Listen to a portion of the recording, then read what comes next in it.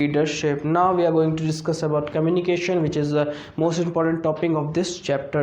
Communication का मतलब होता है बातचीत. Communication एक ग्रीक वर्ड से डेराइव हुआ है जो कम्युनिस से डेराइव हुआ है, कम्युनिस. ठीक है, तो इसका मतलब क्या होता है? It refers to an art of transferring facts, ideas, feeling etcetera from one person to another, making him understand them. ठीक है, इसका मतलब ये होता है कि ये एक तरह का आर्ट है कि आप किसी को अपनी बात ट्रांसफ़र कर पाएँ, अपने आइडियाज़, अपनी फीलिंग को बता पाएँ एक पर्सन से दूसरे पर्सन में. जब ये ट्रांसफ़र, ये चीज़ें होती हैं और अब जब वो एक दूसरे की बातों को समझ पाते हैं, उसको हम कहते हैं कम्युनिकेशन. कम्युनिकेशन का एक और मतलब होता है communication is to way process.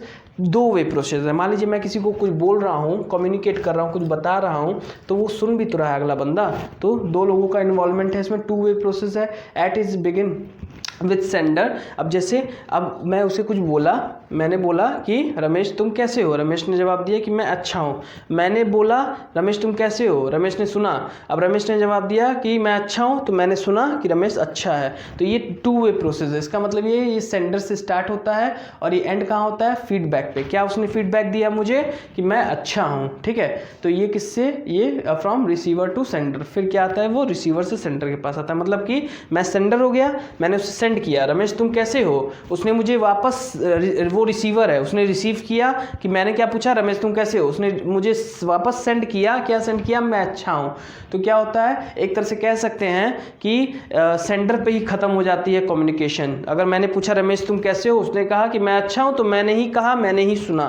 ठीक है, तो मेरे पे ही ये सेंडर, भेजने वाले पे ही ख़त्म हो गया. तो ये टू वे प्रोसेस है. ठीक है, जो बिगिन होता है सेंडर से, भेजने वाले से इन्फॉर्मेशन, और and when feedback comes from receiver to sender. और जब एंड कब होता है? जब फीडबैक आ जाता है रिसीवर से वापस सेंडर के पास, तभी एंड होता है. जैसे रमेश ने मुझसे कहा कि मैं अच्छा हूं, तब ये खत्म हो गया. अब next common ways of for transmission idea. क्या क्या कॉमन वेज है? आप बोल के किसी को अपना बात बता सकते हैं, आप राइट करके बता सकते हैं. सॉरी, आप डायग्राम में, पिक्चर में, ग्राफ में. और गेस्चर का मतलब होता है सिंबल्स यूज़ करके. सिंबल्स का यूज़ करके आप किसी को अपनी बात बता सकते हैं. नेक्स्ट हम आते हैं बहुत इंपॉर्टेंट चीज़ पे, कम्युनिकेशन प्रोसेस क्या होता है. कम्युनिकेशन प्रोसेस ये मोस्ट इंपॉर्टेंट है, ये पूछ लेता है हर बार. कम्युनिकेशन प्रोसेस का मतलब होता है, इसमें आप पहले क्या करते हैं? कम्युनिकेट करने के लिए, कोई भी कम्युनिकेशन प्रोसेस स्टार्ट करने के लिए, मुझे आपसे मान लीजिए बात करना है, तो मैं क्या हूँ? मैं सेंडर हूँ. मैं आपको अपनी बात बताऊँगा, मैं आपको अपनी बात सेंड करूँगा. ठीक है, मुझे आपसे बात करना है, तो सबसे पहला काम कम्युनिकेशन प्रोसेस में मैं कैसे स्टार्ट करूँगा? मैं आपको अपनी बात बताऊँगा. मैं कहलाया सेंडर. ठीक है, अब सेंडर ने मैसेज अपना क्या किया? भेजा. मैसेज, उसको क्या भेजना है? मैसेज कि मैं मारवाड़ी पढ़ाएगा business studies of for class 12th. ये क्या हो गया? ये मेरा मैसेज हो गया. किसका मैसेज हो गया? सेंडर का. मेरा मैसेज हो गया. अब इसको मैं, जो ये मेरा मैसेज है, अब मैं इसको देखूंगा कि मुझे इसको एनकोड करना है. एनकोड मतलब कि मुझे टाइप ऑफ एनकोड मतलब कि मुझे इसको मैसेज में कन्वर्ट करना है, मुझे इसको मैसेज में कन्वर्ट करना है. ठीक है, तो अब मैं क्या करूंगा? इस एनकोडिंग को मैं अब माध्यम ढूंढूंगा, मीडिया, कि किस जरिए मुझे आप तक ये मैसेज पहुंचाना है कि मारवाड़ी पढ़ाएगा बिजनेस स्टडीज़. ठीक है, मैंने मान लीजिए कि रिटर्न में आपके पास भेज दिया. रिटर्न मीडिया जो है मैंने यूज़ किया, माध्यम. मीडियम मतलब होता है माध्यम. ठीक है, मैंने यूज़ किया कि मैं राइटिंग में आपको लिख के भेजूंगा कि मारवाड़ी पढ़ाएगा बिजनेस स्टडीज़. अब उसे आप क्या करेंगे? डीकोड करेंगे. डीकोड मतलब समझेंगे कि मैं, अब ये आपके पास पहुंचेगा, तो आप क्या करेंगे? उसे डीकोड का मतलब उसे खोलेंगे. पर्ची खोलना, समझना कि क्या लिख के भेजा है मैंने, उसको कहते हैं हम डीकोडिंग. ठीक है, एनकोडिंग का मतलब मैसेज को कन्वर्ट करना फॉर्म में. ठीक है, माध्यम के फॉर्म में, कि किस तरह से आप भेज रहे हैं. मेरे मन में आया, मुझे पूछना है कि आप लोग कैसे हैं, तो मैंने, अब मेरे मन में ये मैसेज आया, अब उस मैसेज को मैं एनकोड करूंगा पेपर पे. पेपर पे मैंने कन्वर्ट किया लिख के. अब इसको मैंने फोल्ड करके आपके पास भेज दिया. आपके पास किस माध्यम से भेजा? आपके पास कोई माध्यम मैंने जो है कोई जरिया मैंने चूज कर लिया, उससे मैंने आपके पास भेज दिया. अब आप उसको पेपर को क्या करेंगे? डीकोड करेंगे, खोलेंगे, समझेंगे कि उसमें क्या लिखा है. ठीक है, रिसीवर के पास पहुंचा. अब आप समझ गए कि उसमें लिखा है कि खितान सर पूछ रहे हैं कि आप लोग कैसे हैं. अब रिसीवर ने क्या किया? फीडबैक दिया. रिसीवर आप हैं, अब आप मुझे बताएंगे कि सर मैं बहुत अच्छा हूं. इसी को कहते हैं फीडबैक. ये मेरे पास पहुंचा फीडबैक, यानी कि कम्युनिकेशन कम्युनिकेशन प्रोसेस स्टार्ट होता है सेंडर से और सेंडर पे ही खत्म होता है, और बीच में इसके आ सकता है नॉइज वगैरह। नॉइज का मतलब होता है कोई डिस्टर्बेंस वगैरह आ सकती है। मान लीजिए मैं आपसे पूछ रहा हूं कि आप कैसे, मैं एनकोड कर रहा हूं अपना मैसेज, मैं लिख के भेज रहा हूं कि आप कैसे हैं, उसी में जो है उसमें मेरी राइटिंग, गंदी राइटिंग मैंने लिख दिया, आप समझ ही ना पाए, ठीक है। नॉइज का मतलब होता है कि कोई डिस्टर्बेंस मैसेज को कन्वर्ट करने में जो आती है, ठीक है। मान लीजिए मैं अभी कुछ आपसे बोल रहा हूं तो गाड़ी की खूब तेज आवाज आ जाए, P P P P P P, तो ये क्या हो गया, नॉइज हो गया, ठीक है। तो ये आपका पूरा होता है कम्युनिकेशन प्रोसेस, ठीक है। कम्युनिकेशन स्टार्ट होता है सेंडर से और एंड भी होता है सेंडर पे ही, ठीक है। नेक्स्ट हमारा आता है इंपॉर्टेंस ऑफ कम्युनिकेशन। क्या इंपॉर्टेंस है कम्युनिकेशन की, क्यों इंपॉर्टेंस है? आप कभी भी कम्युनिकेशन की ये इंपॉर्टेंस है, अगर आपके घर में झगड़ा है किसी बात को लेकर, तो आप जब तक बात नहीं करेंगे, तब तक वो झगड़ा ओवर नहीं होगा ना। तो कम्युनिकेशन की ये इंपॉर्टेंस है कि ये क्या है, basis of coordination and cooperation है। अगर किसी से आपको कोई प्रॉब्लम है तो उसको आप जब तक सॉल्व नहीं करेंगे, बात नहीं करेंगे, तब तक ये कम्युनिकेट नहीं करेंगे, तब तक कोऑर्डिनेशन और कोऑपरेशन जनरेट नहीं होगा। तो ये बेस है कोऑपरेशन और कोऑर्डिनेशन के लिए। और second, basis for decision making. आपको कोई डिसीजन लेना है, तो मुझे कोई डिसीजन लेना है मेरे स्कूल के लिए, तो मुझे अपने फादर से कहना पड़ेगा ना, कम्युनिकेट करना पड़ेगा ना कि हाँ पिताजी मैं डिसीजन लेने जा रहा हूँ, इसको मुझे कहना पड़ेगा ना, कम्युनिकेट उनको बताना पड़ेगा ना।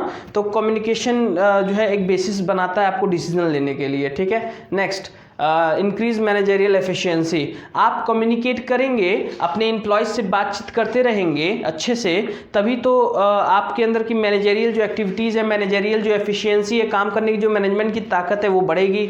नेक्स्ट, ये क्या है, ये है आपका इस्टेब्लिश इफेक्टिव लीडरशिप, ठीक है। आपके अंदर आप एकदम दब्बू टाइप के होंगे, बातें नहीं करना जानेंगे किसी से, अपने एम्प्लॉय से नहीं करेंगे, किसी से नहीं करेंगे, तो आप क्या है, इफेक्टिव लीडरशिप आपके अंदर कभी नहीं आएगी। अगर आपको इस्टेब्लिश करना है एक अच्छा लीडरशिप, एक अच्छा लीडर बनना है, तो आपको बात करने का तरीका आना चाहिए। देखिए आज मोदी जी कितने अच्छे से बात कर करके हम लोग को लॉकडाउन में घर के अंदर बैठा रखे हैं, अपनी बातों में जो है इन्फ्लुएंस करके। प्रभावशाली व्यक्तित्व हैं, प्रभाव डाल के एक लीडर है, तो अपनी लीडरशिप की वजह से, अपनी बात करने की वजह से, अपनी कम्युनिकेशन स्किल की वजह से वो क्या कर रखे हैं, हमें अपने घर में बैठा रखे हैं, ठीक है। इंडिया मतलब हमारे अपने घर में। Helps in motivation and moral development, ठीक है। इंपॉर्टेंस क्या है कम्युनिकेशन का, ये हेल्प करता है मोटिवेट करने में और मॉरल डेवलपमेंट करने में। अब आप किसी से बात ही नहीं करेंगे, किसी को अच्छा ही नहीं कहेंगे, तो वो कैसे जानेगा कि वो अच्छा है। मान लीजिए मैं प्रिंसिपल हूँ, मैं किसी टीचर को अच्छा ना कहूँ तो वो मोटिवेट होगा, कभी कभी नहीं होगा। तो मुझे कम्युनिकेट करना पड़ेगा सबसे कि आप बहुत अच्छे हैं, आप बहुत खराब है, ऐसे कहना पड़ेगा। Helps in smooth working of an enterprise. अगर जब तक आप कम्युनिकेट नहीं करेंगे, मान लीजिए मेरी शॉप पे कोई आदमी चुरा रहा है साड़ियाँ, ठीक है, तो मैं जब तक उससे कहूँगा नहीं, कम्युनिकेट नहीं करूँगा कि भाई तुमको क्या चाहिए, क्या प्रॉब्लम है, सैलरी बढ़ानी है कि क्या करना है, ठीक है, तब तक स्मूथली मेरा एंटरप्राइज, मेरा बिजनेस नहीं वर्क करेगा। तो कब वर्क करेगा, जब मैं कम्युनिकेशन अच्छे से कर पाऊंगा। तो कम्युनिकेशन का ये इंपॉर्टेंस है, communication helps in smooth working of an enterprise. Next है प्रमोट कॉपरेशन एंड पीस। ये क्या करता है, इंपॉर्टेंस कम्युनिकेशन क्या करता है, प्रमोट करता है किसको, कॉपरेशन और पीस को, एक पीसफुल इन्वायरमेंट तय करता है communication. Next topic is your forms of organization communication, ठीक है। ऑर्गेनाइजेशनल कम्युनिकेशन में मतलब एक ऑर्गेनाइजेशन में कितने तरह से आप बात कर सकते हैं, किस किस तरह से आप जुड़ सकते हैं। तो दो तरीका है इसका, फॉर्मल कम्युनिकेशन और इनफॉर्मल कम्युनिकेशन, दो तरीके से आप जुड़ सकते हैं। कहीं भी आप फॉर्मल देखेंगे तो इसका मतलब कि आपको रूल और रेगुलेशन फॉलो करना है, डिसिप्लिन में चलना है। और इनफॉर्मल कहीं भी आप देखेंगे तो इसका मतलब है कि आओ मेरे दोस्त, हेलो दोस्त, how are you, this type, family members, ठीक है। आप इनफॉर्मल ऑर्गेनाइजेशन में क्या होता है, फॉर्मल ऑर्गेनाइजेशन में क्या होता है कि आपको रूल और रेगुलेशन फॉलो करने पड़ते हैं। It refers to the communication between employees और सबऑर्डिनेट और superior with official on official matters. Official communication में हमेशा जो बातचीत होती है किस मुद्दे पे होती है, वो होती है ऑफिस के मैटर पे होती है, ऑफिशियल मैटर्स पे होती है। जैसे टास्क कुछ मिला है उसके बेसिस पे होती है, आपको कोई काम मिला ऑफिस में उसके बेसिस पे होती है, कुछ आपको प्रॉब्लम है उसके बेसिस पे होती है, एम्प्लॉयज और सबऑर्डिनेट को कुछ मीटिंग करनी है उसके बेसिस पे होती है ऑर्गेनाइजेशन के रिलेशन में। तो formal organization refers to official communication, official बातचीत किसके बीच में, सुपीरियर और एम्प्लॉयज के बीच में, regarding the subject matter of office, like task of the office. कोई भी आपको प्रोजेक्ट मिला है उसके बारे में, कोई असाइन किया गया आपको जॉब ऑफिस में उसके बारे में, ठीक है। ये सब चीज आपकी प्रॉब्लम के बारे में, ऑफिस में अगर आपको कोई प्रॉब्लम है आप उससे फॉर्मल बात कर सकते हैं अपने सुपीरियर से, ये सब आता है फॉर्मल कम्युनिकेशन में। फॉर्मल कम्युनिकेशन क्या होता है? इंटरचेंज और इंफॉर्मेशन ऑफिशियली। ये क्या होता है? इंटरचेंज ऑफ, जैसे सबऑर्डिनेट को बताना है कि हमारा प्रोडक्ट अच्छा, मान लीजिए मैं लेबर हूँ, मैंने कोई मशीन खराब हो गई है, मुझे अपने सुपीरियर को बताना है, ठीक है, एक फैक्ट्री है उसमें मैं लेबर हूँ, मशीन खराब हो गई है उस फैक्ट्री की और मुझे अपने सुपीरियर को बताना है, ये फॉर्मल कम्युनिकेशन होगा, ठीक है। क्यों? क्योंकि इसमें interchange of communication, interchange of information हो रहा है, ऑफिशियल इंफॉर्मेशन इंटरचेंज हो रहा है, ऑफिस का इंफॉर्मेशन इंटरचेंज हो रहा है, ऑर्गेनाइजेशन का इंफॉर्मेशन इंटरचेंज हो रहा है, ठीक है। So formal communication is a type of communication which means that changing of information of official matters या changing of information regarding the given task given in the office or organization or regarding the project assigned to the employees, regarding the grievances, problems, अगर कोई उनको है grievances मतलब दुख दर्द कोई है employees का, उसके बारे में डिस्कस करना, इंटरचेंज करना, तो उसको हम कहते हैं फॉर्मल कम्युनिकेशन। फॉर्मल कम्युनिकेशन कितने टाइप के होते हैं? 1 2 3 4 टाइप के फॉर्मल कम्युनिकेशन होते हैं। Upward communication, downward communication, horizontal communication, diagonal communication. Formal communication में क्या आता है? अपवर्ड कम्युनिकेशन में क्या मतलब हुआ? अपवर्ड कम्युनिकेशन का मतलब हुआ कि जब इंफॉर्मेशन सबऑर्डिनेट से, जब इंफॉर्मेशन एम्प्लॉइज से सुपीरियर के पास जाती है, जब इंफॉर्मेशन नीचे से लोअर लेवल से टॉप लेवल के पास जाती है, मिडिल लेवल से होते हुए, जैसे लोअर लेवल के पास से इंफॉर्मेशन मिडिल लेवल के पास पहुंची, मिडिल लेवल से टॉप लेवल के पास पहुंची, तो जब ये नीचे से ऊपर यानी कि लेबर से जब चेयरमैन, मान लीजिए कोई स्कूल है वहाँ पे चपरासी है, तो चपरासी से रिलेटेड कोई इन्फॉर्मेशन अगर क्या होता है, चपरासी से उठ के कोई इन्फॉर्मेशन आती है चेयरमैन तक, ठीक है, तो उसको हम कहते हैं अपवर्ड कम्युनिकेशन। अपवर्ड कम्युनिकेशन ये कम्युनिकेशन होता है रिगार्डिंग द सजेशन, ठीक है। अगर जैसे मान लीजिए कोई फैक्ट्री है, उसमें लेबर काम कर रहा है, वो अगर कहना चाहता है कि साहब रॉ मटेरियल खत्म हो रहा है, अपने सुपीरियर को वो कहना चाहता है कि रॉ मटेरियल खत्म हो रहा है, तो वो क्या करेगा? सजेस्ट करेगा सुपीरियर को कि सर ऐसा है, रॉ मटेरियल खत्म हो रहा है। लेबर सजेस्ट करेगा अपने ऊपर वाले को, सुपीरियर को, कि सर रॉ मटेरियल खत्म हो रहा है, इसको मंगा के दीजिए, उनको सजेस्ट करेगा। तो ये क्या हो गया? ये अपवर्ड फॉर्मल कम्युनिकेशन हो गया। इसमें अच्छा, इसमें और क्या आता है अपवर्ड कम्युनिकेशन में? जब लेबर को, जब नीचे वाले लोगों को, टॉप मैनेजमेंट के लोगों, जब नीचे वाले लोगों को यानी कि लोअर लेवल के मैनेजर के लोगों को जब ऊपर तक अपनी प्रॉब्लम पहुंचानी होती है, जैसे मान लीजिए कोई स्कूल है, वहां पे टीचर्स को सैलरी नहीं मिल रही है, ठीक है, टीचर्स क्या कर रहे हैं? प्रिंसिपल को बता रहे हैं, चेयरमैन को बता रहे हैं, तो वो भी क्या हो गया? उनके फॉर्मल ग्रीवेंसेस, ऑफिस का जो दुख दर्द है, उसको वो जब ऊपर पहुंचाते हैं चेयरमैन तक, जब टॉप मैनेजमेंट तक पहुंचाते हैं, तब उसको कहते हैं हम अपवर्ड कम्युनिकेशन, ठीक है। इसमें टास्क से रिलेटेड कुछ काम है, मान लीजिए कि अगर प्रिंसिपल ने टीचर्स को कोई काम दिया है कि आपको 3 दिन में पूरा बिजनेस का सिलेबस खत्म कर देना है, 3 दिन में इकोनॉमिक्स का पूरा सिलेबस खत्म कर देना है, तो टीचर्स ने ग्रुप बना कहा कि भाई ये तो नहीं हो पाएगा, तो उन्होंने क्या किया? उन्होंने प्रिंसिपल और चेयरमैन तक ये इन्फॉर्मेशन पहुंचाई कि सर 3 दिन में ये खत्म नहीं हो पाएगा, ये टास्क खत्म नहीं हो पाएगा, ये टास्क हम लोग के बस का नहीं है, ये टास्क हम लोग पे फोर्स मत करिए। तो इस तरह की जो भी प्रॉब्लम होती है, जो भी कम्युनिकेशन होती है लोअर लेवल से जो टॉप लेवल तक उठ के आती है, उसको हम कहते हैं अपवर्ड फॉर्मल कम्युनिकेशन, ठीक है।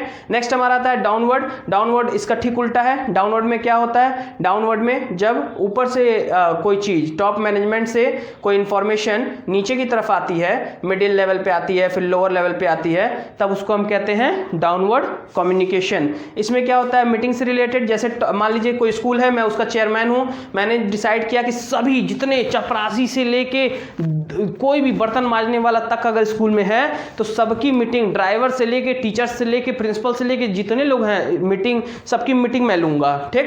तो टॉप मैनेजमेंट ने कहा मिडिल मैनेजमेंट से कि भाई मीटिंग है, मिडिल मैनेजमेंट ने लोअर लेवल वालों तक ये सब पहुंचाया। तो जब कम्युनिकेशन ऊपर से नीचे तक आता है, टॉप लेवल से मिडिल लेवल तक, मिडिल लेवल से होते हुए लोअर लेवल तक जाता है, डाउनवर्ड फ्लो होता है कम्युनिकेशन का, ऊपर से नीचे आती है, सुपीरियर से सबऑर्डिनेट पे आती है, तो हम उसको कहते हैं downward communication, downward formal communication. Formal का मतलब ऑफिशियल, जो आपको रूल और रेगुलेशन रूल और रेगुलेशन से जब आप किसी से बातचीत करते हैं, डिसिप्लिन में रह के बातचीत करते हैं, उसको हम कहते हैं फॉर्मल कम्युनिकेशन।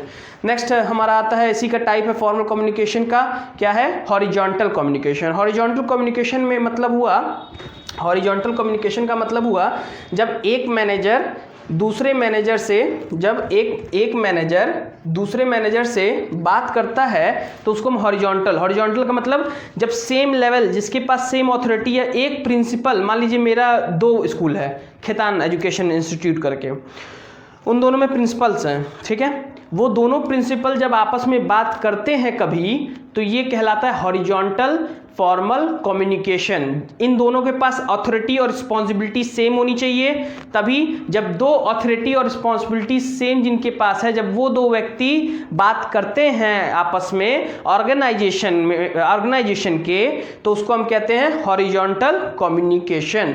उसको हम क्या कहते हैं, हॉरिजॉन्टल कम्युनिकेशन। जैसे कि मान लीजिए एक ब्रांच के प्रिंसिपल दूसरे ब्रांच के प्रिंसिपल से बात कर रहे हैं, तो वो कहलाएगा हॉरिजॉन्टल कम्युनिकेशन। या एग्जांपल एक और ले सकते हैं कि प्रोडक्शन मैनेजर ने, जो मान लीजिए कोई फैक्ट्री है, वहाँ प्रोडक्शन मैनेजर है, वो अगर मार्केटिंग मैनेजर से संपर्क करता है, ठीक है, तो उसको हम कह सकते हैं कि वो हॉरिजॉन्टल फॉर्मल कम्युनिकेशन है। या मार्केटिंग मैनेजर अगर कहता है प्रोडक्शन मैनेजर को कि आप अपने सामान को जल्दी से जल्दी बनाइए, मार्केट में बहुत डिमांड है, तो ये कम्युनिकेशन क्या हो जाएगी, हॉरिजॉन्टल फॉर्मल कम्युनिकेशन, क्योंकि दोनों मैनेजर है, दोनों के पास रिस्पॉन्सिबिलिटी और अथॉरिटी सेम है, ठीक है, पावर सेम है, ठीक है, तो उसको हम कहते हैं हॉरिजॉन्टल फॉर्मल कम्युनिकेशन। नेक्स्ट हमारा आता है डायगोनल।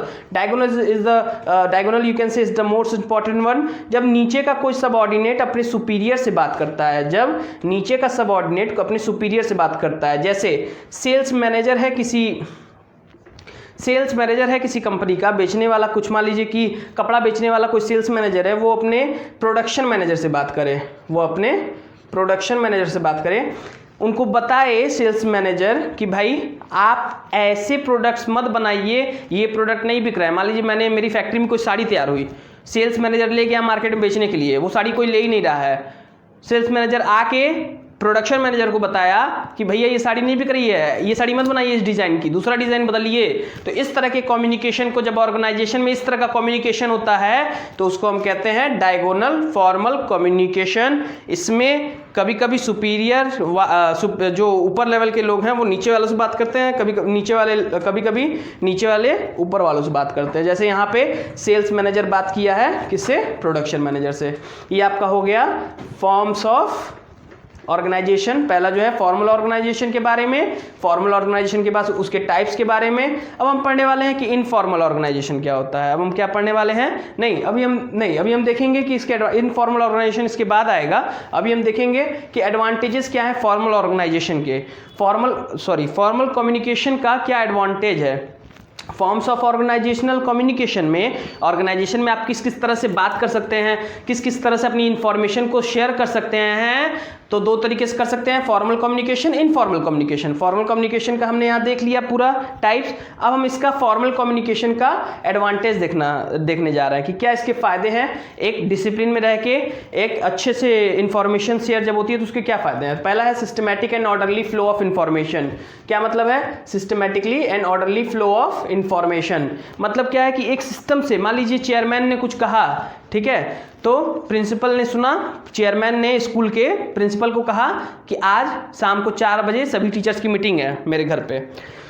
प्रिंसिपल जाके किसको कहा, टीचर्स को बताया। तो ये क्या है, एक सीक्वेंस, एक सिस्टमैटिक, एक फॉर्मल ऑर्गेनाइजेशन में एक रूल एंड डिसिप्लिन के साथ चल रहा है कि किसको कितनी अथॉरिटी है, कौन किसको ये हक है कि वो इन्फॉर्मेशन टीचर्स को जाके दे। तो एक सिस्टम से चल रहा है। अब सब लोग प्रेजेंट हो जाएंगे, मालूम है कि प्रिंसिपल साहब ने इन्फॉर्मेशन दी है, एक व्यक्ति के पास ये अधिकार है, चेयरमैन की कोई भी बात प्रिंसिपल तक जाती है, प्रिंसिपल के बाद टीचर्स पे जाएगी।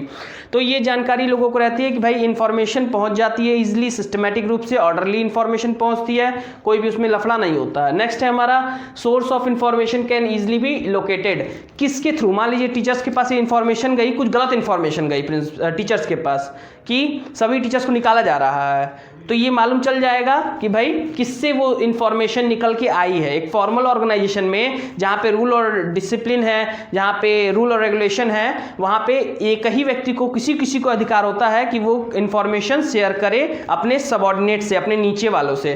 तो इससे क्या होगा, अगर कोई गलत इंफॉर्मेशन निकल के आई होगी तो ये मालूम पड़ जाएगा कि वो किससे निकल के आई होगी, इस व्यक्ति से निकल के आई होगी, और उस व्यक्ति को चेयरमैन भगा सकता है ऑर्गेनाइजेशन से। ठीक है, तो इससे क्या होता है, फॉर्मल कम्युनिकेशन में क्या होता है कि जब आप रूल और रेगुलेशन फॉलो करते हैं इंफॉर्मेशन शेयर करने में या बातचीत करने में ऑर्गेनाइजेशन में, तो आपको पता होता है कि कहाँ से कौन सी इंफॉर्मेशन निकल के आई है। अगर कोई फॉल्स इंफॉर्मेशन निकल के आती है तो उस व्यक्ति को आप तलब कर सकते हैं, पूछ सकते हैं कि क्यों ऐसा किया तुमने। प्रूफ फॉर द इंफॉर्मेशन, वही कि प्रूफ कहाँ से निकल के आया कोई भी इंफॉर्मेशन, अगर कोई गलत जानकारी है तो भी फॉर्मल कम्युनिकेशन में। Next, easy to exercise control over the work performance of different employees. ठीक है, फॉर्मल कम्युनिकेशन में ये बहुत आसान होता है। आप जब वर्क कंट्रोल कर सकते हैं किसी को भी, जब सब कुछ डिसिप्लिन में रखेंगे, सब कुछ अच्छे से रहेगा, तो सब कोई अपने काम पे ध्यान देगा, कोई फालतू इधर उधर टहलता हुआ नहीं मिलेगा, कोई फालतू मस्ती नहीं करेगा। एक रूल डिसिप्लिन जब रहेगा ऑर्गेनाइजेशन में, एक वर्क प्लेस पे, तो सभी इंप्लॉय जो अलग अलग इंप्लॉय हैं उनका वर्क कंडीशन अच्छा रहेगा, वो वर्क अच्छे से करेंगे, इजी कंट्रोल कर पाएगा जो मैनेजर रहेगा। जैसे प्रिंसिपल हैं ऑर्गेनाइजेशन में, फॉर्मल, एक स्कूल क्या है, फॉर्मल ऑर्गेनाइजेशन है जहाँ रूल और रेगुलेशन और डिसिप्लिन रहता है। ठीक है, वहाँ पे प्रिंसिपल क्या है, टीचर्स के ऊपर इजीली कंट्रोल रख पाता है। क्यों?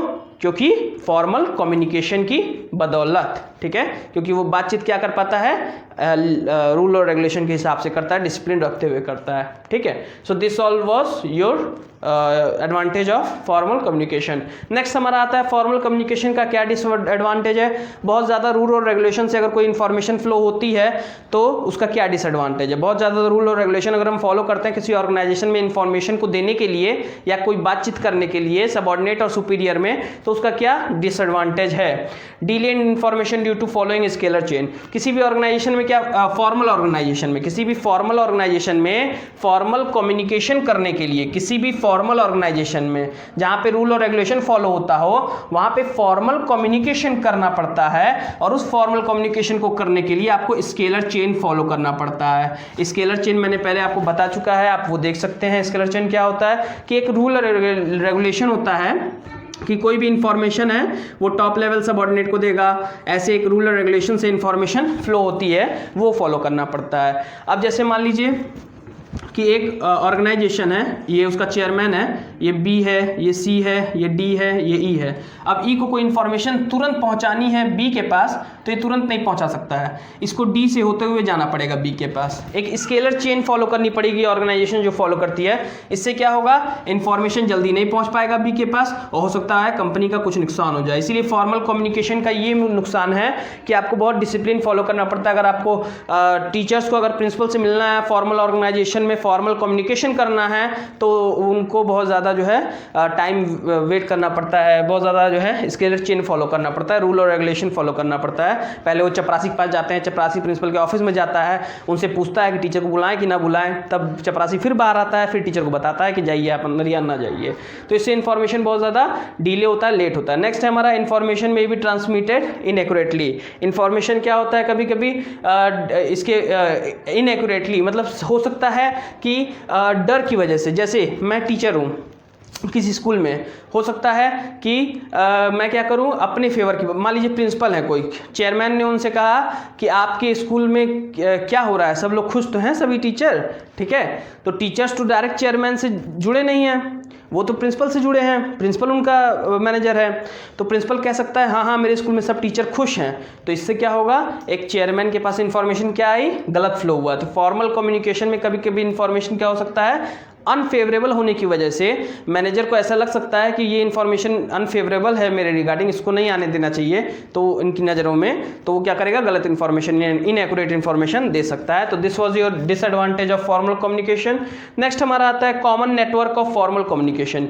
क्या क्या वो नेटवर्क हैं जो एक फॉर्मल कम्युनिकेशन करने में काम आते हैं। व्हील पैटर्न है, व्हील पैटर्न का मतलब ये बहुत ज़्यादा सेंट्रलाइज्ड है। व्हील पैटर्न का मतलब, जब व्हील पैटर्न का मतलब होता है, ये देखिए, व्हील पैटर्न का मतलब है कि जब एक व्यक्ति सभी को इन्फॉर्मेशन देता है जब एक व्यक्ति सभी को इन्फॉर्मेशन देता है तब उसको कहते हैं व्हील पैटर्न। यानी कि ए ने बी को इन्फॉर्मेशन दी, सी को, डी को, ई को, एफ को, जी को, तब इसको व्हील पैटर्न कहते हैं। जब एक व्यक्ति सभी को इन्फॉर्मेशन देता है, ये क्या होता है, बहुत ही सेंट्रलाइज्ड होता है, बहुत ज़्यादा इसमें क्या होता है, सेंट्रलाइजेशन होता है। सेंट्रलाइजेशन हमने पहले पढ़ा है, अथॉरिटी सिर्फ एक के हाथ में होती है, बटी नहीं होती अथॉरिटी।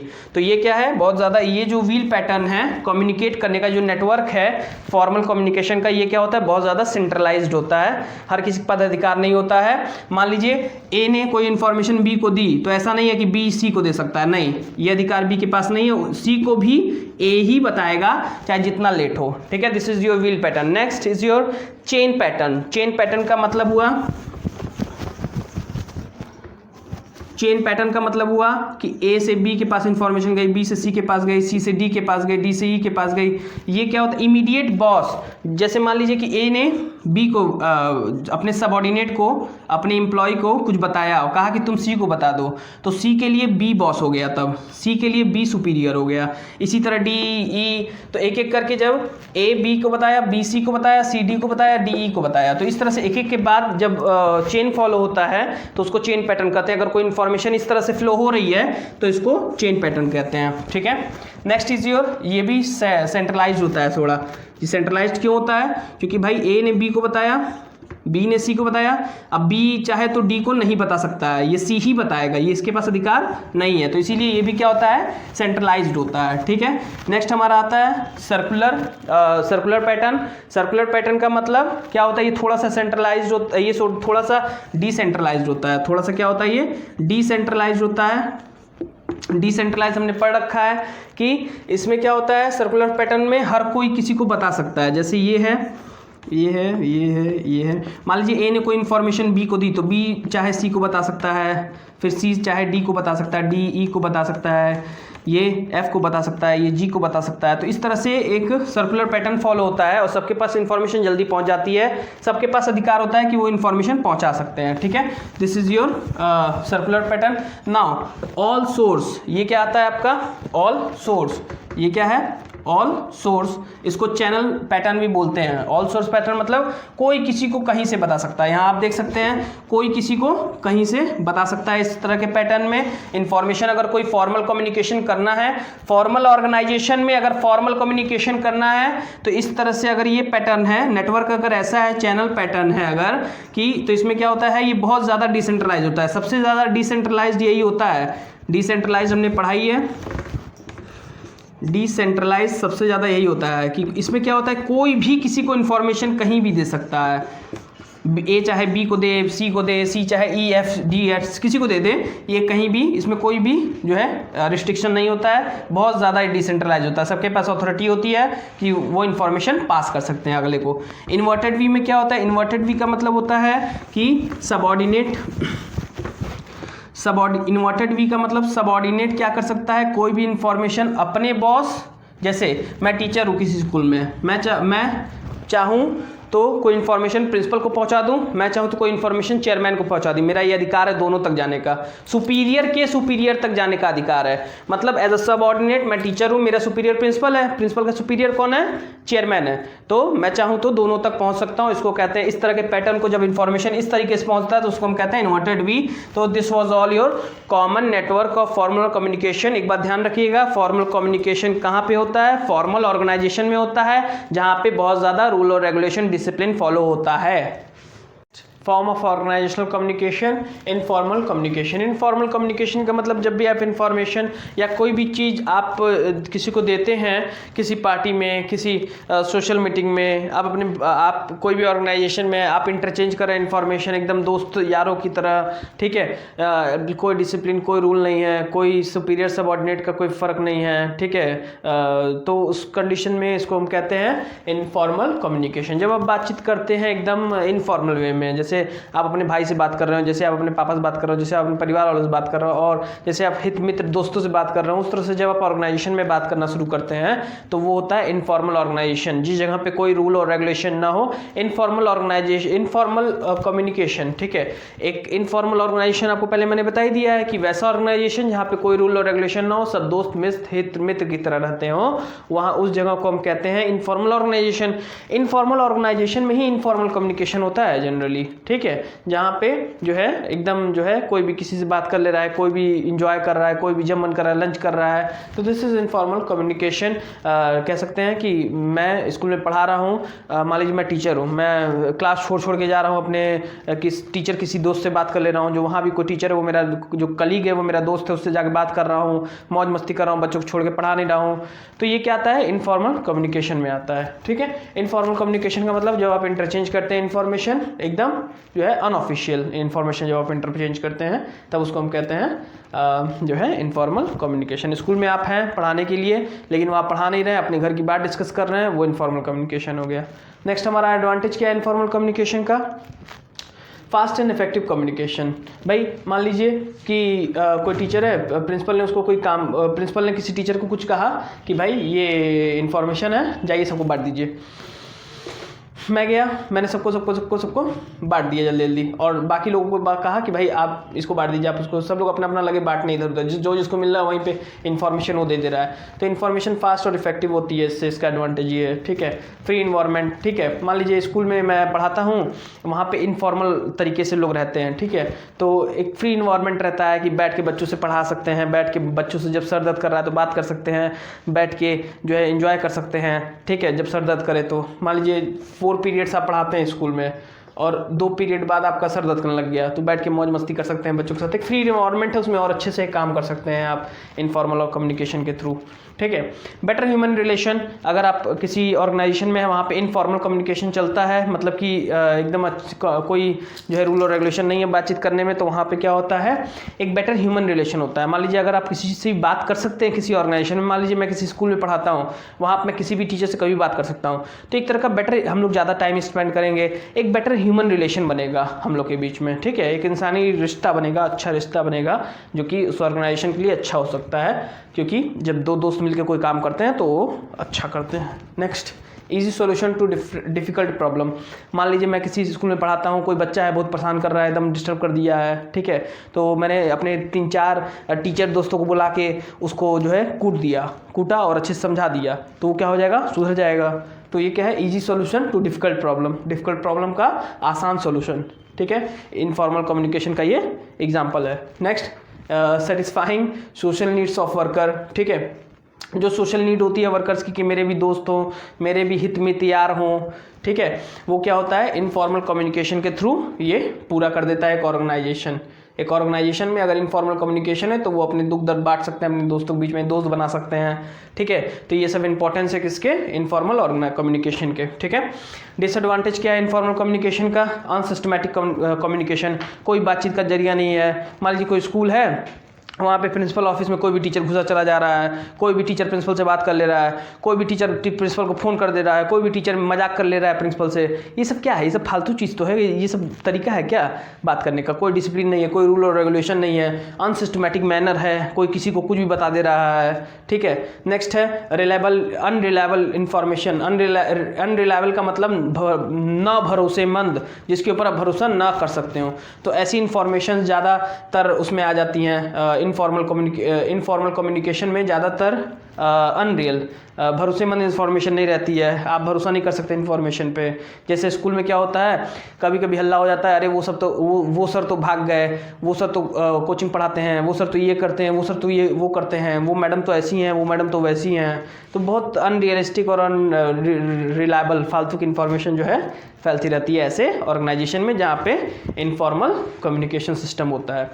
कॉमन नेटवर्क क्या है इनफॉर्मल कम्युनिकेशन का, गॉसिप, ठीक है। स्टाफ रूम में 10 टीचर बैठ गए, वहीं पे लगे बात करने, अरे अच्छा आपके घर में ऐसा होता है, तो ये सब क्या है, ये सब गॉसिप तो है, फालतू अपना टाइम वेस्ट करते हैं बैठ के, ठीक है, इनफॉर्मल कम्युनिकेशन करके। एक इनफॉर्मल ऑर्गेनाइजेशन में इनफॉर्मल कम्युनिकेशन होगा तो वो ऑर्गेनाइजेशन पीछे जाएगा, जाहिर सी बात है। नेक्स्ट आता है क्लस्टर। ठीक है। क्लस्टर का मतलब जैसे गॉसिप में एक और एग्जांपल आप ले सकते हैं। मान लीजिए कोई स्कूल है जो इनफॉर्मल ऑर्गेनाइजेशन की तरह काम कर रहा है, जहाँ पे इनफॉर्मल कम्युनिकेशन चल रहा है, मतलब लोग प्रिंसिपल और टीचर्स दोस्त मित्र की तरह रहते हैं।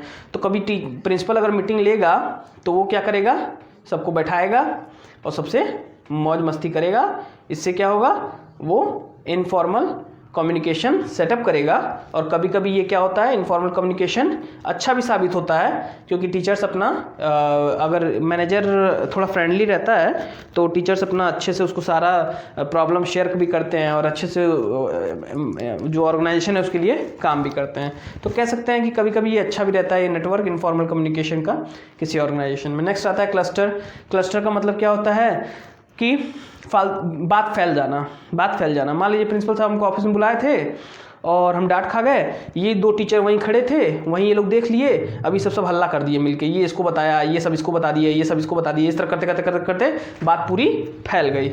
ठीक है, वो इनफॉर्मल कम्युनिकेशन में आता है। सिंगल स्टैंड का मतलब कि एक के बाद एक बताते गए। जैसे मान लीजिए कि प्रिंसिपल साहब ने मुझे बुलाया और कहा ये इन्फॉर्मेशन आप सबको एक एक करके दे दीजिए कि शाम को 4 बजे मीटिंग है, तो मैं गया, सबको एक एक करके जो मिलता गया सबको इन्फॉर्मेशन देता गया, ये इसको कहेंगे सिंगल स्टैंड। नेक्स्ट आएगा प्रोबेबिलिटी का मतलब कोई सिस्टम नहीं, कोई किसी को कहीं बता दे रहा है, सीढ़ी पे मिल गया कोई तो वहाँ इन्फॉर्मेशन दे दिया, वहाँ मिल गया तो वहाँ दे दिया, वहाँ मिल गया तो वहाँ दे दिया। इस तरीके के कॉमन नेटवर्क है जो इनफॉर्मल कम्युनिकेशन में काम आते हैं। नेक्स्ट हमारा आता है most important is barriers of effective communication. क्या क्या वो हर्डल्स है, क्या क्या वो डिफिकल्टी है, क्या क्या वो हिंड्रेंस है, क्या क्या वो बैरियर है, क्या क्या वो रुकावट है जो एक प्रॉपर कम्युनिकेशन करने में आती है। तो पहला हमारा है सिमेंट्रिक बैरियर। सिमेंट्रिक बैरियर में क्या होता है कि जब आप अपनी बात किसी को अच्छे से समझा नहीं पाते हैं, जब आप अपनी कम्युनिकेशन अपनी बातों से किसी को गलत इन्फॉर्मेशन चली जाती है, तो उसको हम कहते हैं, क्या कहते हैं, सिमेंट्रिक बैरियर। ठीक है, इसमें क्या होता है, बैडली एक्सप्रेस्ड मैसेज होता है। ठीक है, जैसे आप मान लीजिए कि आपने कुछ लिख के भेजा, आपने कुछ बोल के भेजा, तो उसमें क्या हो गया, गलत तरीके से आपने बोल के भेजा तो वो समझ नहीं पाया या उसने कुछ और समझ लिया। तो इस तरीके के कम्युनिकेशन में, बातचीत में जो बैरियर होता है, जो रुकावट होता है, वो पहला है सिमेट्रिक बैरियर। इसमें बैडली एक्सप्रेस मैसेज आता है। दूसरा है सिंबल्स विद डिफरेंट मीनिंग। मान लीजिए कुछ सिंबल आपने दिखाया, ठीक है, उसने मान लीजिए जो सेंडर और रिसीवर होता है कम्युनिकेशन में, जो सेंड करता है मैसेज और मैसेज जो रिसीव करता है, फिर उसका फीडबैक भी देता है। मैंने कम्युनिकेशन प्रोसेस बताया था, वो याद रखिएगा। ठीक है, तो एक चीज़ ध्यान रखिएगा, सिंबल्स विद डिफरेंट मीनिंग। मान लीजिए आपने ऐसे थम्स अप का आपने साइन दिखाया, ठीक है, थम्स अप का आपने साइन दिखाया, भले ही आपने गुस्से में दिखाया हो, लेकिन अगला तो यही समझेगा ना कि आप, जैसे मान लीजिए मैंने कहा सर मेरी सैलरी बढ़ाइए, प्रिंसिपल से मैंने कहा सर मेरी सैलरी बढ़ाइए, प्रिंसिपल ने कहा ऐसे, गुस्से में ही हो सकता है उसने दिखाया हो, गलत सिंबल दिखा दिया, उससे मैं गलत समझूंगा कि मेरी सैलरी बढ़ जाएगी। नेक्स्ट फॉल्टी ट्रांसलेशन मतलब क्या होता है कि अच्छे से आप ट्रांसलेट ना कर पाए, जिस भाषा में मैं समझता हूँ उस भाषा में आपने मैसेज नहीं भेजा, तो ये एक बैरियर हो सकता है। इसका ये जो है वो आप कह सकते हैं फीचर है सिमेट्रिक बैरियर्स का। ठीक है, नेक्स्ट है अनक्लैरिफाइड एजम्पशन, पहले से सोच के रखना। ठीक है, अनक्लैरिफाइड असम्पशन, मैं अगर सोच के रखूं कि प्रिंसिपल से मैं कुछ भी जाके कहूंगा तो वो मेरी बात नहीं मानेगा, बेवकूफ़ समझता है हमको, ये मैं पहले से सोच रखा हूं कि प्रिंसिपल हमको बेवकूफ़ समझता है, तो ये क्या है, पहले से मान लेना। अनक्लैरिफाइड असम्पशन मतलब पहले से मान के बैठना। इसकी वजह से भी कभी कभी कम्युनिकेशन, इफेक्टिव कम्युनिकेशन नहीं हो पाता है और एक अच्छी इंफॉर्मेशन का आदान प्रदान नहीं हो पाता है सेंडर और रिसीवर के बीच में। टेक्निकल जागरण मतलब ये होता है, जर्गॉन, इसका मतलब ये होता है कि कभी कभी आप ऐसे वर्ड्स यूज़ कर देते हैं, जैसे आपने लेबर की मीटिंग लेनी है, सुपीरियर को, लेबर को हिंदी आती है, सुपीरियर अंग्रेजी में बात कर रहा है, तो उसको कुछ समझ में आएगा, नहीं समझ में आएगा। ठीक है, और टेक्निकल वर्ड कभी कभी आप यूज़ कर देते हैं, किसी मशीन का वर्ड यूज़ कर देते हैं, ठीक है, तो जो लेबर नहीं समझ पा रहा है। ठीक है, तो ये सब हो जाता है। बॉडी लैंग्वेज एंड गेस्चर, ठीक है, बॉडी लैंग्वेज एंड गेस्चर, ठीक है, गेस्चर का मतलब होता है इशारा वगैरह। ठीक है, बॉडी लैंग्वेज, आपकी बॉडी लैंग्वेज कैसी है वो भी कई बार क्या करती है। मान लीजिए कोई चीज़ आपने गुस्से में बोली, ठीक है, कोई चीज़ आपने गुस्से में बोली और उसको आपने कुछ और समझ लिया, ठीक है, बॉडी लैंग्वेज। जैसे मैंने कुछ बोला, गुस्से में बोला, लेकिन उसको सामने वाले ने गलत समझ लिया, तो उसको भी हम कह सकते हैं ये क्या है, एक तरह का बैरियर है। इसका एग्जाम्पल हम बोल सकते हैं, अगर एक मैनेजर है, वो कोई जोक बोल रहा है लेकिन उसके फेस पे गुस्सा है, तो वर्कर क्या हो जाएगा, कंफ्यूज हो जाएगा। तो इसको कह सकते हैं बॉडी लैंग्वेज और गेस्चर जो मैसेज एनकोडिंग होता है वो एक प्रॉपर तरीके से होना चाहिए, ये सब नहीं होना चाहिए चेहरे पे गुस्सा हो और मजाक कर रहे हो, ठीक है। और आप कह सकते हैं कि सिंबल्स विद डिफरेंट मीनिंग। अब इसमें क्या आ जाता है कभी कभी, जैसे मान लीजिए वैल्यू है, आज मैंने बोला कि what is the value of computer education today, तो इसमें जो चीज़ हो सकती है, क्या क्या वैल्यू का मतलब मॉनेटरी भी होता है कि कितना रुपया है लगेगा कंप्यूटर के एजुकेशन लेने में, और दूसरा क्या है, क्या इंपॉर्टेंस है इसकी, दो मीनिंग हो सकता है। तो इससे भी कभी कभी कम्युनिकेट करने में बैरियर यही है, ठीक है, सिमेट्रिक बैरियर की फीचर है। नेक्स्ट हमारा आता है साइकोलॉजिकल बैरियर, दिमाग। साइकोलॉजिकल बैरियर का मतलब क्या होता है, ये एक उस तरह का बैरियर है जो क्या करता है, हमारे माइंड को इन्फ्लुएंस करता है, हमारे माइंड पे प्रभाव डालता है, ठीक है। जैसे एक डरा हुआ, मान लीजिए साइकोलॉजिकल बैरियर, मान लीजिए प्रिंसिपल को कोई बात कहनी है अपने स्टाफ से, अपने टीचर्स से, ठीक है, लेकिन वो क्या है, बहुत डरा हुआ है, नहीं बोल पा रहा है, कहीं ये सब हमको मारने न लग जाए, ठीक है। तो ये क्या है, साइकोलॉजिकल बैरियर है। इसका मतलब है कि आप अपनी बात नहीं कह पा रहे हैं क्योंकि आपके दिमाग ने बहुत ज़्यादा प्रभाव डाल दिया आपके ऊपर, आप डर रहे हैं, आप बहुत गुस्से में हैं, आप कहना कुछ चाहते हैं, मुंह से कुछ निकल रहा है, ये भी साइकोलॉजिकल बैरियर है किसी से बातचीत करने में। आप अपने पिताजी से बात कर रहे हैं, आपको खूब तेज गुस्सा आ गया, आप कहना कुछ चाह रहे हैं, कह कुछ दे रहे हैं, ये क्या है, साइकोलॉजिकल बैरियर है कम्युनिकेट करने में, बातचीत करने में, इंफॉर्मेशन शेयर करने में। इसका ये फीचर है pre mature evolution. Pre mature evolution का मतलब क्या हुआ, प्री मैच्योर इवोल्यूशन का मतलब हुआ कि आपने कंक्लूजन जो है, it means deriving conclusion before completion of message, ठीक है, आपने पूरा मैसेज पढ़ा ही नहीं। प्री मैच्योर इवोल्यूशन का मतलब हुआ इवैल्यूएशन, मतलब कि प्री मैच्योर इवैल्यूएशन, इसका मतलब हुआ कि आपने मैसेज पहले पूरा पढ़ा ही नहीं और पहले ही क्या कर दिया, उसका कंक्लूजन निकाल दिया कि ये क्या कहना चाह रहा है, तो वो भी क्या है, गलत है, ठीक है। ये आप हो सकता है गलत कंक्लूजन निकाल दे इससे। लैक ऑफ अटेंशन, ठीक है, जो मान लीजिए मैंने किसी को भेजा मैसेज, वो उसने प्रॉपरली सुना नहीं, वो कुछ और काम कर रहा है, तो इससे भी क्या हो सकता है, ये भी एक प्रॉपर कम्युनिकेशन में क्या है, बाधा है, बैरियर है, साइकोलॉजिकल बैरियर है। Loss of poor retention.